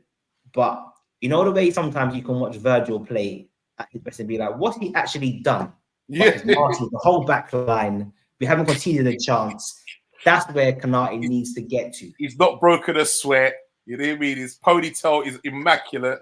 But he's just marshaled the whole game. Yeah, marshaled the whole game. It's that type of thing. Yeah, but you see what I like of Kanate though as well is I think they're different kinds of defenders, isn't it? So Kanate is that kind of guy. When you had like your players like let me see now, your Mick Harfords and them kind of guys there, stick Kanate on him, bro. Yeah, his game's quiet. His game's done for him. Yeah, like and through Kanate as well, he's aggressive but composed as well. Yeah, like, he's not rash. He's dope. He's dope. He's dope. But like I almost feel sometimes a great Kanate performance isn't always a good defensive performance for Liverpool, if that makes sense, because I feel he's having to do, you know, like you know that staying that Maldini made. If I have to slide, then I made a mistake. Yeah, I feel like sometimes when he shines, it's because there's a chaos in the actual team. Like it's not positional play, it's not constructed, it's not us reading the game. It's him having to be aggressive and use his pace and his power. And, no, it's true. I get that. Hey, you guys are tickling my armpits on these little conversations you're having here now. And the reason why I'm saying this is interesting that Doctor's mentioned something about the positional player Kanate, because if you check it, when he does play with the partnership, whoever that is, right? You'll usually see Virgil will usually pull over to the left-hand side. So in theory, Virgil plays like the sweeper position, all right? So then Kanate's more advanced position centrally, right? Jarrell did the same type play today. He was over on the left-hand side, so he played more of that sweeper position. And then once again, Kanate is more having to make contact with whatever defender was coming. Going back to Maldini, and I love him, I'm never going to question it. Yo, I might have to drop a little something in the group, you know, because, you know, we always, there's that theory about Maldini. If you have to slide or go to ground, then you're not in the right position. Redder. I'd even about 30 minutes, you know, he's going to ground all of the time. He's winning the ball, don't get me wrong. but he's going to ground all of the time, you know. I'd say Baresi, mate, but that's a But big yeah, call. either way, That's legends. a big call. That's a big call comparing Kanate with Maldini and Baresi. That's a big call. The boy's 24. Let him grow in his body, man. Let him grow. No, they're not comparing him. No, They're I just saying- know. It's Yeah, tongue I in know. cheek. saying that I know. if tongue in you're cheek. doing all that, then you've made a mistake beforehand, basically. No, I understand. They're not comparing him, you know what I mean? No. Amateur Football Podcast says there's nothing wrong with a strong slide tackle. Damn right, mate. I love a slide tackle. I ain't gonna lie. Love it, mate. If I played a game of football and I didn't clap somebody, I weren't happy, mate. I could have scored a hat trick. Yeah, but if I didn't, How long is Jones out for, gents? if I didn't get into a Yes. good 50-50, games. mate, I weren't happy. Okay. Trust me. Weren't It happy. depends it depends what service you're doing the slide tackle on, though. In a 4D. Bro, I listen, love I've slide still tackling. got the scars from them days of them getting tear off on playing on what do you call it, Astros and Astro, I've still got the scars. Astro with like razor sharp sand. Come on, I've still got the scars, bro. Used to love Fucking slide tear. tackling. Listen, you know what? You can't when you're sleeping. You have to turn back over, or the bedspread stick to your skin. Come on, man. I've still got the scars, man. I didn't give a damn, bro. I didn't give a damn. I just wanted to win that ball. That's all I. I was going to say, gents, what's everyone making of Endo so far? Because I think it was Preds who said earlier that obviously he's come off at half time, was UAE. So Yeah, 46 minutes he played today. So that tells me now he's going to start in the Premier League. So we're going to see, so we're going to see Endo, McAllister, and Szoboszlai, which people might argue is our best midfield in terms of them playing in there. Yeah, but that's kind of forced because Jones, Curtis Jones can't play. Yeah. So that's kind of forced. But I guess in theory, the view would be we've signed McAllister to play as an 8. Szoboszlai plays where he plays. Endo was the person who we signed to start as DM. So in theory, this may be the strongest team. So I guess, what's everyone's views on Endo right now? Be interesting to see how that works now with McAllister getting a chance to play further forward. And that's something that we said we'd like to see as well, isn't it? Yeah, I didn't think Endo was particularly good today, to be honest. I thought he was just. I think he's quiet. You know, he plays. He plays that number 6 almost in a stealth-like position. So he's there, but he's there similar to what Doctor said earlier about when Van Dijk plays. He's just stealth. He's just there. He does everything. You could almost forget that he's there, but he's doing everything right. And I think that's how Endo played for 46 minutes today. He was there. You know he was there because the team was actually functioning, but he's not going to be in anybody's highlight reel. But he was important part of the team there. And that role he's playing is normally called the water bottle role, where you're just you're going around. You go around, you're closing space, you're blocking off passes, you're passing lanes, you're going around disrupting thingy. And I didn't see much of the game tonight, but that's his kind of. That's his persona as a player on the pitch. Man is trying to mock me on here, bro. Man is trying to mock me, bro. Wow. I can't believe what I'm reading. Yeah, man. Speak the truth. Speak the truth to Breeze. Speak now. Listen, to Breeze. I remember man was running through the middle like there was like 2 buses, bro. In the center defense there where you was playing, bro. Yeah. See, that man getting something personal out here.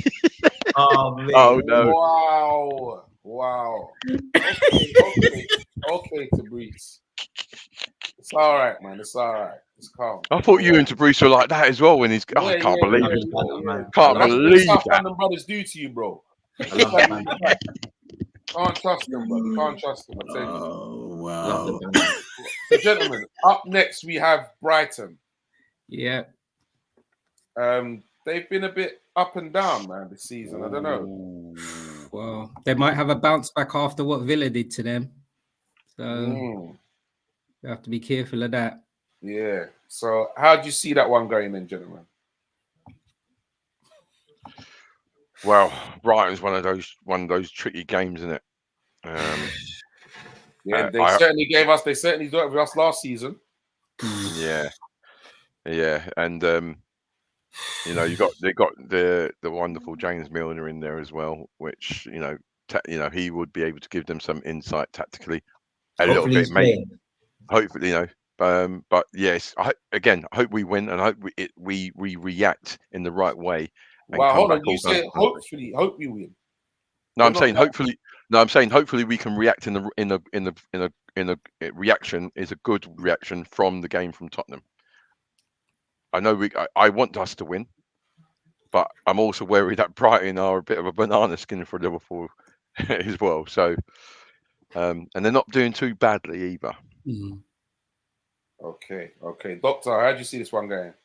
Yeah, oh, mate. So I feel in many ways, after a game like we had against that Tottenham one, where the team are going to be G'd up and ready to go, and Klopp's literally like got them ready to fire.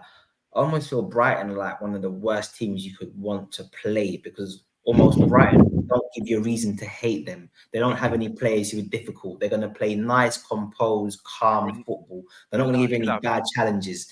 So, and I think with Brighton as well, like you said, they have been up and down in terms of their results, but they do always try and play the right way. And last season was brutal. I can't lie. There was Sorry, March. there was that game last season where one of them, when they gave us, was it the 3-0 that they gave us? That's when Sorry March got a hat trick, isn't it? Yeah, like I wanted to like slap up some man in that game. Still, I was just like, no, you're taking the mick. You're taking the mick. I actually was feeling violence in my heart for the first time in a while. So, I think we do well. I think we win the game, but yeah, Brighton make me uncomfortable, man, because I don't know how you approach this game. Do you do what Villa done and just kill them on the counter, which isn't really our style, but we can do that because of the players that we've got, or do we take the game to them?